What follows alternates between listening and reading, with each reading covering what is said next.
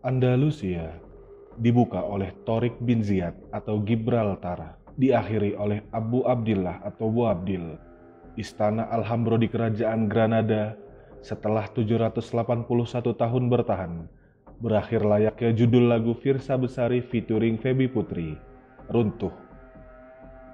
Bulan ini 532 tahun yang lalu, tepatnya di tanggal 2 Januari 1492, fajar pagi hari di langit Andalusia kala itu menjadi saksi bisu dari lahirnya hari baru tanpa kumandang azan.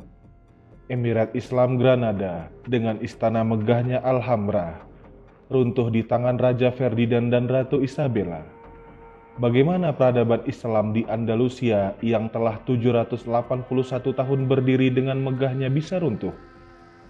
Menilik dari berbagai sumber, berikut tutur kisahnya.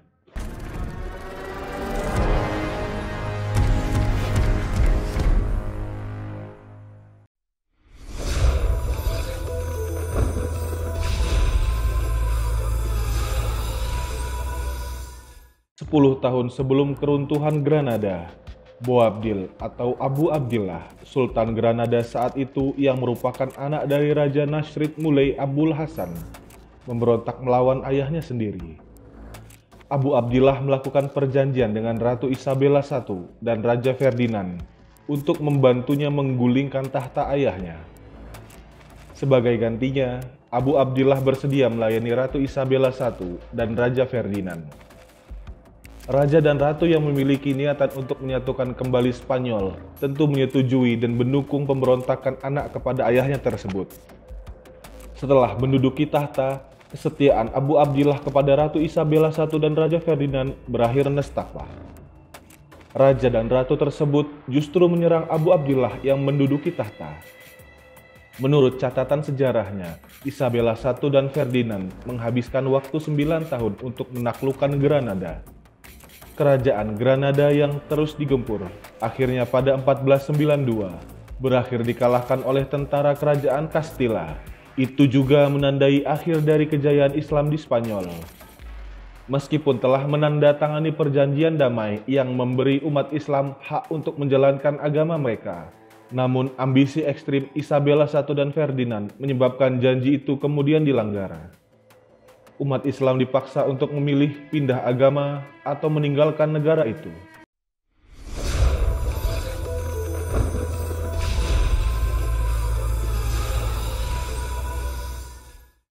Genevian Christopher Columbus atau Christopolus Columbus, orang yang mengklaim menemukan benua Amerika, padahal sebenarnya bukan.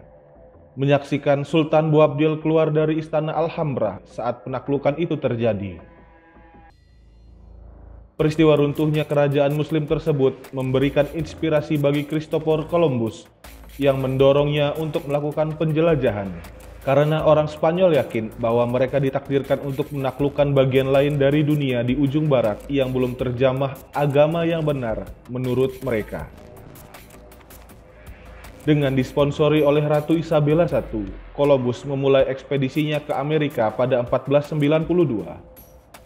Sejarah mencatat bahwa ekspansi kerajaan Spanyol mulai masif setelah pelayaran Columbus tersebut. Semangat menggebu-gebu demi mencapai benua baru dengan membantai suku Aztec, suku Maya, kemudian suku Inca, dan membumi hanguskan pribumi dan peradaban dari Meksiko hingga ujung Amerika Selatan.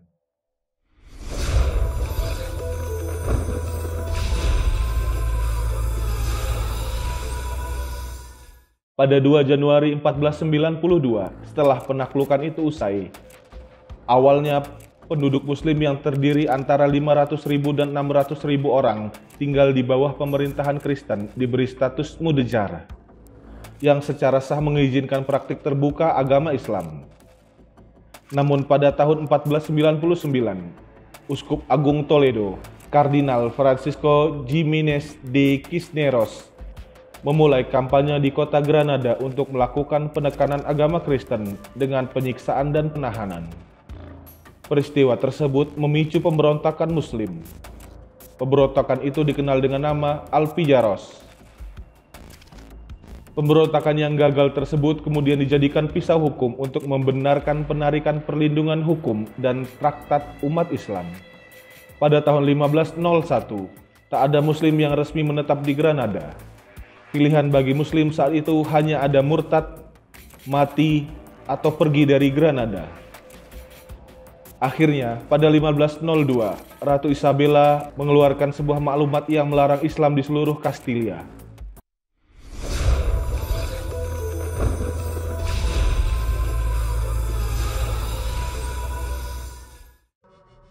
Saat peristiwa penaklukan itu terjadi, ada dua kesultanan Islam yang berjaya.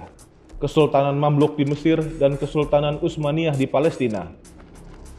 Kerajaan Mamluk menyurati Paus agar tidak semena-mena terhadap kaum muslim di Spanyol, sebagaimana umat Kristiani di Mesir tidak diperlakukan secara semena-mena. Kesultanan Utsmaniyah yang dipimpin oleh Sultan Bayazid II pernah mengirimkan pasukannya membantu Granada bertempur di Andalusia pada 1487 untuk membersihkan pengaruh pasukan salib. Namun, ada kesulitan dalam pemberangkatan pasukan Utsmaniyah ke Andalusia, dikarenakan jalur laut Andalusia selalu diblokade oleh sisa-sisa pasukan salib, sedangkan jalur darat tidaklah aman. Perang dingin antara Kesultanan Mamluk dan Kesultanan Utsmaniyah juga menjadi pelengkap dari kurang maksimalnya backingan Granada pada waktu itu. Kedua kesultanan itu tidaklah acuh sepenuhnya. Jika kedua kesultanan tersebut tidak memiliki power sejak awal, beberapa pakar sejarah memprediksi bahwa kejatuhan Granada akan berlangsung lebih awal. Namun, qadarullah, Islam di Andalusia berakhir. Istana Alhambra tinggal kenangan, dan umat muslim di Andalusia mengungsi ke berbagai wilayah untuk mencari suaka. Kami pribadi berharap bahwa Palestina tidak akan pernah menjadi Andalusia kedua.